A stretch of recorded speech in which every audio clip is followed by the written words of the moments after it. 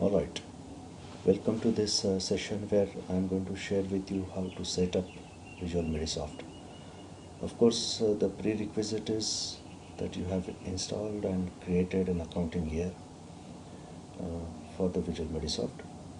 So once that is done, then you are ready to go for that data setup, master data setup I call it. Let's have a look at this. Now on the screen you can see that I've started the software and I'm inside it at the main menu. So I go to master entry. There are few things that you need to set up before you can enter first patient successfully. You need to set up referring doctor details. You need to configure or define your tests and its charges. You may want to set up remarks. Then in utilities, you have to set up registration form where you have all the clinic information entered. You have to define users, and then you have to define security configuration, which is done after you have set up the users. So let's walk through this sequence. For master entry, let's start with referring doctor details. So when you click on the menu option, this is the form that opens, and then this is where you basically go on adding doctor details.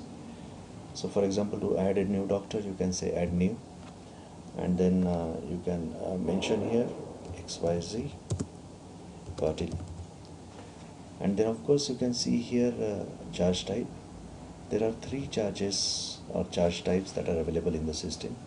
These are nothing but the rate lists. So for each test you can define three charges, and one of them is associated with each referring doctor.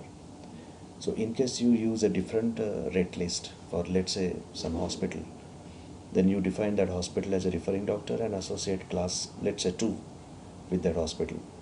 So whenever there is a patient referred by that hospital, the charges from class 2 rate list will be used for that patient instead of class 1. So this is basically a difference. You may want to enter degree, specialization, address and everything, but just entering name is also enough. Then you can say add new again and see ZZZ Shah. Class 1 is automatically associated normally.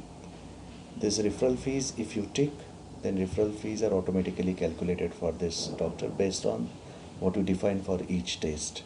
I will show you how to define it for each test later, but just remember this. And then you can go on adding more number of doctors here. There is also a way to add doctors when you are actually making a patient entry. Many times it happens that when a patient is referred by someone, the doctor's name may not be in your referring doctor list. So when you enter the patient, you realize it when you try to select a referring doctor, and then you can just add it then and there. I will show it to you later. So say done here. So now you have added referring doctors. It is essential that you try to complete this database as much as possible in the system so your patient entry becomes smoother. But let's say we also want to see how to enter this referring doctor online. So I go to master entry, patient entry. Let's say I'm entering a patient. I define a patient, let's say Mrs. Sumitra Patel, just an arbitrary name, female of course. The age in years, let's say she's 45, and months I may not enter, but this is important if you are entering a child's age which is less than a year or even 1.5 years, so it becomes important that you mention it. Here I'm going to skip it. Address line, whatever, test address, line 1, line 2, and then this is basically the referring doctor. These are the doctors we added, so I select this. But let's say I don't have that doctor in this list. Then I click cancel, and then it will ask me the new doctor's name. It assumes that I want to enter a new doctor name. So then here I say test doctor. So it tells me that test doctor is not added, it is added to the database, and class 1 is associated with doctor by default, as we saw earlier. So then I say okay, and then that doctor is available here. Then I select that doctor and I go ahead. Then there is a remark. Let's say I don't want to set any remark for this patient. So I say nil, and then I am here. So this is how I have added this doctor here. Now I would say done. Now let's look at the next master data item, that is test library. When you normally receive the application, you would have no test groups defined. So let's define them. You can define any type of groups you want. Basically, they are just categorization of tests that you perform.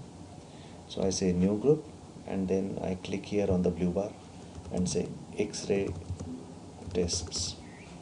I can add another group, let's say sonography tests, so on and so forth. Then when I am on sonography test, this arrow indicates it. I can say tests, and then I am able to define tests under sonography group. So I say add new test. Here then I would say, let's say USG abdomen plus pelvis, let's say. I say it's 450 rupees. If I am going to use second rate list, then I enter here any amount. If I'm not going to use it, then I don't have to specify anything. So I'm just going to skip charge 2 and charge 3. And then this is a referral fee which I mentioned earlier. So if I enter here some referral fee, let's say I say 50 rupees, then for whichever doctor you have ticked that referral fee column, this fee will be automatically added in their referral calculations. So when you take a referring doctor wise statement, which is a report in our system, you will automatically see this amount there. So that is a correlation between that referral fee tag in referral doctor's form and this referral fee here. So I'm done. Then I can add another test. Let's say USG uterus. Let's say 750 rupees. I don't want to say any referral fee here, so I skip it. So if I go up, I would see both the tests. This is how you can go on defining all the tests here. So I'm done.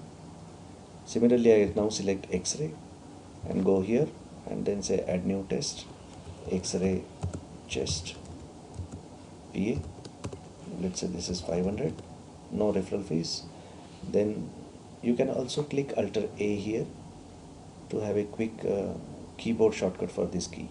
We have already provided those everywhere, but I'm going to use mouse so that you see what I'm doing. Let's say then X-ray abdomen 350 whatever, and then I say done. So this is how I'm defining the tests. Now there is also something that I would like to share with you, that when you say sonography tests and go to this, for each test you can define a master format. This master format is defined in Word, and that is sort of a template which you define in this library. Once you define it, it will be used basically for the patient. It will be copied in a Word file in patient, and patient data will be populated there to make a patient report ready, which you can then edit to update that template with all patient information or patient findings. So what you are doing that time is you are editing a separate file which is created for the patient, and it's a Microsoft Word file. So you can then print it, email it, fax it, do whatever you want, and that is always saved with the patient for lifelong. So whenever that patient comes back after, let's say, a year, maybe 2 years, you can find that patient and you can see what report was given to this patient. This may be important for you to really have a good connection with the patient by telling him what he was diagnosed with 2 years back. That's a very good way of telling patient and gaining his confidence. Or you may want it for a medical legal purposes. So these reports will be saved with the patient. But we will look at how to define this master in some other video, not now. So as you can see, then I have done the groups, I have defined the tests, and these can be used basically for the patient. So I'll close this. So let's catch up. We have defined referring doctor details, we have defined test library. Then we will go to patient remarks. These remarks are associated with a patient, and these could be anything that you want to segregate patient records on. So I may want to see all the patients in a month who are referred by a particular doctor and who were free. I did not charge them anything. So in that case, I would keep a remark called free, which I can use to filter out those kind of patients. I may just say I don't want any remark associated. In that case, I can say nil. I may want to have all the patients referred by a particular company over a period, and I don't want to define this company as a referring doctor because there could be a separate referring doctor. So then I use remark field to categorize those patients as referred from a particular company or from a particular company. So I add that company's name here, and then I use these remarks with every patient so that in the reporting I can do that. So for example, I'm just going to quickly show you a report. So if you take a referring doctor wise report, this is where I can say that I want to see all the patients sent by, let's say, Dr. Test, and then remark wise I can say that all the patients which are sent by the doctor but which were free.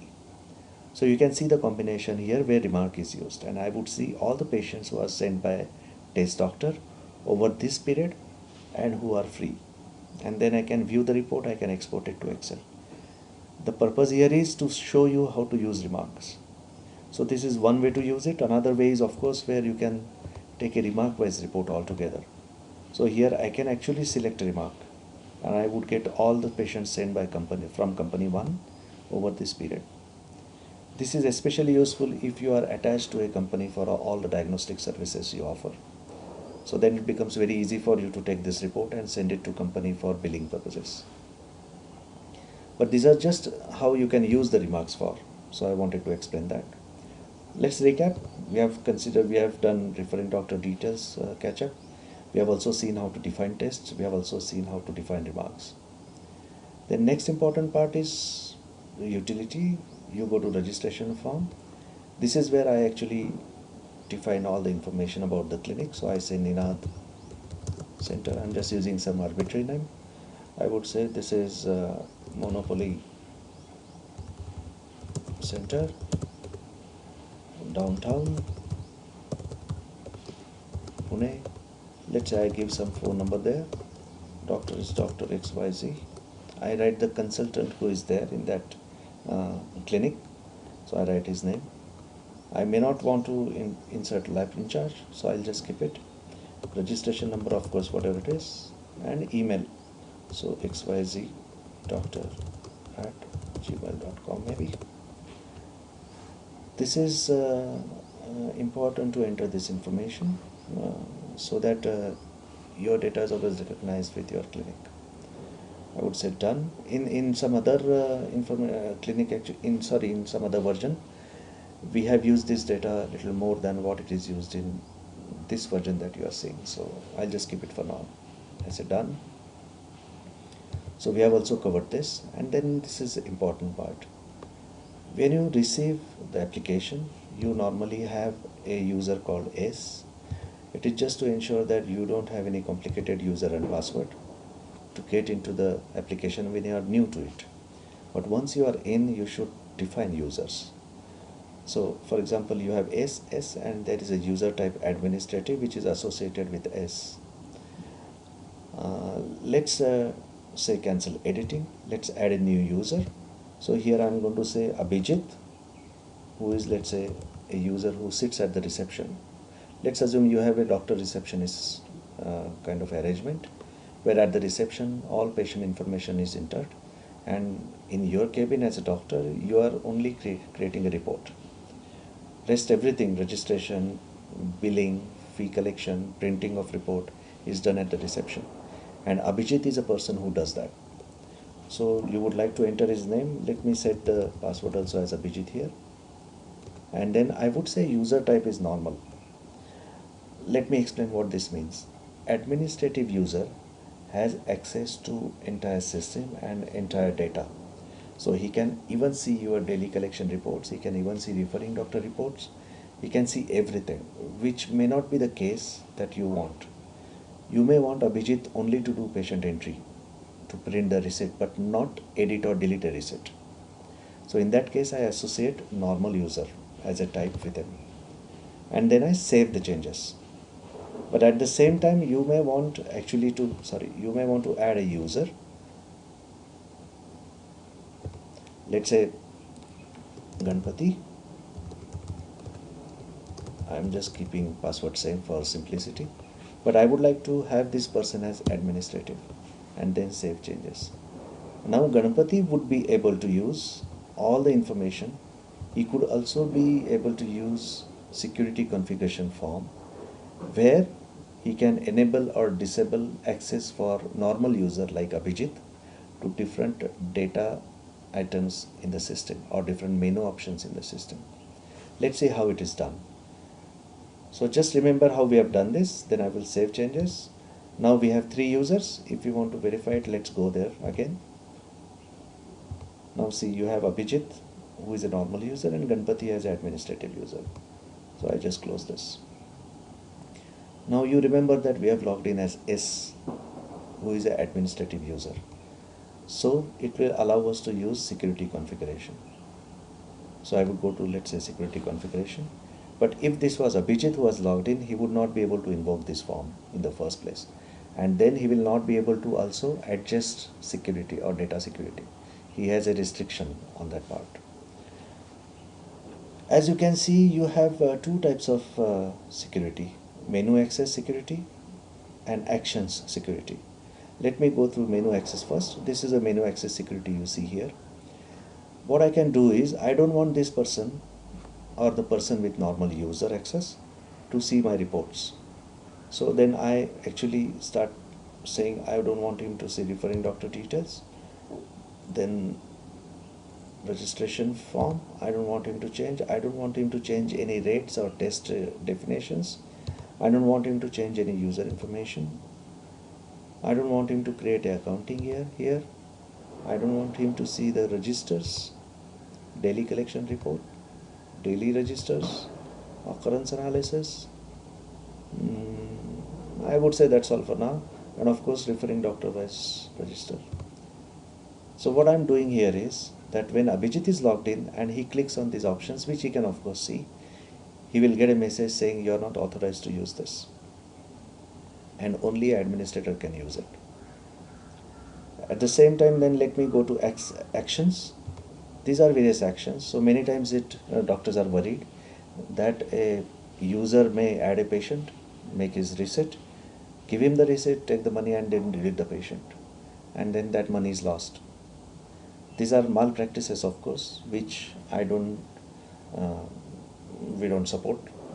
But we also then provide a security to stop these malpractices. What you can do is you can just lock, you can see here lock. So lock delete patient facility from a normal user. You don't allow him delete receipt, you don't allow him delete test, you don't allow him edit receipt. So he cannot even say that first receipt was 100 rupees, then he changes to 50 rupees. So all that is locked. And then I save it. What you are doing essentially here is you are securing your data. And the users cannot play around with your data. You will be notified or you will know that data was there. What is also important is when you lock all this, then even if the user enters a wrong test, by mistake of course, he cannot delete it. You have to be available. So you have to find a balance between setting up restrictions and your availability as an administrator. Let's do this. We have finished this.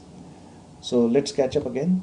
We have done referring doctor detail configuration. We have done test library configuration. We have set up the patient remarks. We have entered information of clinic here. We have defined users. And then we have defined security for normal user or restrictions for normal user. Now you should provide Abhijit his credentials only, so that he can log in only with his credential, and then he is not able to access all that you have locked. So that is how basically this security configuration is to be used.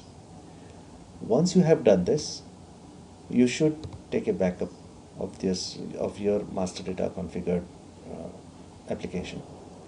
So I just say backup here. Then it will ask me, are you sure you want to backup? I say yes.